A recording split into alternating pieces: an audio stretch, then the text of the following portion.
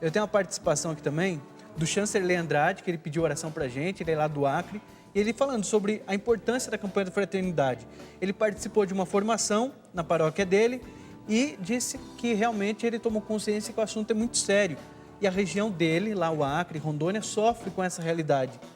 Um caso, disse, surpreendente, terrível, foi tirado as córneas de uma criança. Aí todos os dias essa criança pergunta para a mãe: mamãe, por que o dia não amanhece mais? Terrível. Terrível mesmo, né? Como a gente viu aí na reportagem, que situação, gente. O aliciador ou a pessoa responsável, né, para levar as pessoas para buscarem as vítimas pode ser pessoas próximas ou até mesmo o próprio pai, como a gente acabou de ver aí nessa reportagem, não é? Então, olha, toda a atenção é muito pouca, né, ainda. Por isso a igreja faz esse apelo, por isso a igreja está fazendo essa conscientização, porque a cada dia mais crescem os números. A gente não tem os números exatos, né, mas os números que temos aí também, né, que dizem, é um número assustador, né? Fora os que são os casos denunciados. Por isso, toda a atenção, gente, é muito importante. Fique atento, como esse caso dessa criança. Como é que você vai imaginar, não é, que você leve o seu filho no médico e de repente ele volta sem as córneas? Gente, que coisa. Claro que a gente não está fazendo isso aqui, né? Não é um drama, não é para assustar ninguém, não é? Mas conscientizar. Para conscientizar, né? Uhum. Inclusive, nós temos no Brasil oficial, até porque dessa dimensão de crime, nós temos muitas notícias, né? Mas por conta da própria organização e por ser uma ação criminosa, ficamos muito na margem da notícia. Mas nós temos o caso conhecido no Brasil, inclusive como a máfia do tráfico de órgãos, onde a gente teve retirado órgãos de uma criança de 10 anos e ainda dela em vida. E também de um pai de família, um senhor de 38 anos, que foi então imputado a ele a morte cerebral, sem que essa tivesse acontecido. E nesse sentido aí uma grande alerta, porque essa modalidade ela requer profissionais de alto saber. Não existe tráfico de órgãos sem alguns profissionais ou todo um sistema para que isso aconteça. Então, nesse sentido, é bastante cuidadoso o alerta, inclusive sobre a dimensão de que no tráfico de órgãos, ou no caso da morte cerebral, deve ser atestada por 2 profissionais neuro.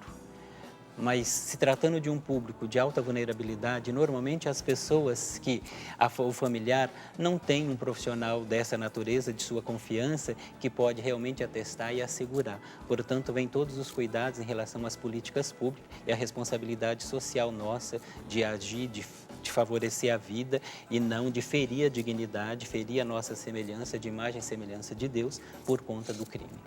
Concretamente, né? A gente está falando dessa realidade toda. Eu sei que a gente que é mãe, né? Quando vê uma reportagem como essa, eu acho que não só quem é mãe, mas o coração fica sensibilizado de qualquer um, né, gente? Quem tem um coração que bate aí, né? Porque quem não tem já morreu mesmo, aí não tem sentimento por nada a mais, né? Porque infelizmente tem pessoas, né, que como diz o diácono Nelson em algumas pregações, né, que morreu, esqueceu de cair, né? Por causa essa orientação e essa chamada, né, que o Papa tem feito diariamente, assim, da gente estar atento com essa indiferença, né, que vai tomando posse da gente, porque de repente a gente diz assim, mas vou fazer o quê, né? O que tem que fazer? Não sou Polícia Federal, não sou nada, o que eu vou fazer, né? Então, o que eu, né, posso fazer? O que a pessoa que está nos assistindo agora, né, que às vezes ainda não tomou consciência da seriedade, né, deste assunto tratado aqui, por isso a igreja chamando a nossa atenção e a nossa colaboração. O que a gente pode fazer? No Brasil, nós não temos muita cultura da denúncia, né? Mas eu penso que, na primeira instância, para nós que somos o espaço de igreja, estar atento e a sensibilidade de ouvir, até para que a gente possa perceber essa dimensão de sofrimento que pode estar muito próxima de nós. Um segundo momento é utilizar os canais oficiais, né? O Disque 100 é um deles, o Disque 180, que está vinculado à mulher em exploração sexual. O Disque 180 é acompanhado, inclusive, por pessoas da Pastoral da Mulher Marginalizada. Disque 180. 180. Olha aí, Isso, atenção. Disque 100 da Secretaria da Justiça, né? O Disque 180 também, mas ele é acompanhado também pela Pastoral da Mulher Marginalizada e outras instâncias de direito e que pode favorecer a denúncia. A questão do trabalho escravo, aí os órgãos regionais de trabalho estão aptos a acolher e que a gente tenha essa coragem de denunciar, já que eu não preciso me identificar. Então, basta eu ter a coragem de denunciar quando eu perceber qualquer anormalidade. Vale se lembrar que este é um tema que não está só nos muros da igreja, ele transpassa tudo isso. Então, Com certeza. temos que estar muito atento. Por exemplo, quem fala sobre a criança hoje são os conselheiros tutelares. Então, nós temos que estar muito atento a essa instância de defesa de direito para que a gente possa oferecer a denúncia e que ela seja encaminhada, que ela seja investigada e que seja punido os culpados, que seja avançado a nossa legislação, até porque só se considera crime ainda na nossa legislação quando da exploração sexual, mas nós temos aí para retirada de órgãos e tecido, para o trabalho escravo, para adoção ilegal, né? Nós tivemos aí na década de 80 mais de 20 mil crianças que foram levadas para o exterior e a gente não tem, pelo contrário, a gente tem informações de que esses processos não foram tão coerentes assim. E chama atenção nesse finalzinho sobre a grande população em situação de rua que a gente tem no nosso país.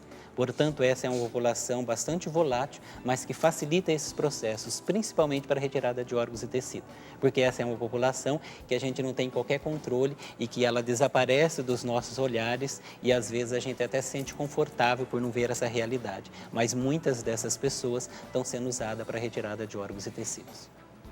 Pois é, eu acho que vale a pena também você procurar aí o sacerdote, né, da sua paróquia, dizer, olha, eu quero fazer alguma coisa, eu quero, né, trabalhar nessa conscientização com relação à campanha da fraternidade, eu quero ajudar, vamos nos mobilizar, fazer alguma coisa, né, para essa conscientização que eu acho também muito importante, como o Rodrigo falava aqui, a gente conversou ao longo do programa, dizendo dos sonhos, né? Quem não tem sonho, gente? E principalmente aqui no Brasil, a gente sabe que a situação é bem complicada, né? Para muitas pessoas. Quantas pessoas que querem ter a sua casa própria, né? Uma vida melhor, ou quem sabe um carro, e aí acabam sendo iludibriadas, né? Por sonhos que vão te levar a uma escravidão terrível, né? Então, olha, tem alguém da sua família que diz, olha, eu recebi uma proposta, então ajuda aí a ver que proposta que é essa, quem é, né, a pessoa que está fazendo a proposta. Se você sabe que tem alguém aí se movimentando para ir para fora do país, mas o que é isso, né? Eu acho que a gente tem que trabalhar também nessa consciência. Está indo para outro estado, mas para quê? Fazer o quê, né? Principalmente os jovens, como você diz.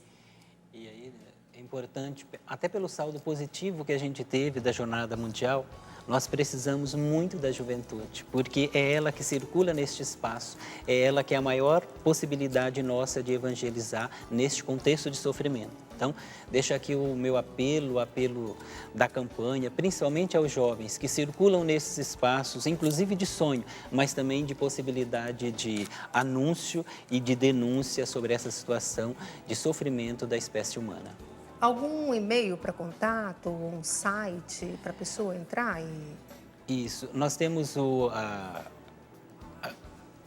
e-mail oficial da campanha da fraternidade, que está vinculado ao site da CNBB. Também no Face, campanha da fraternidade, _CNBB.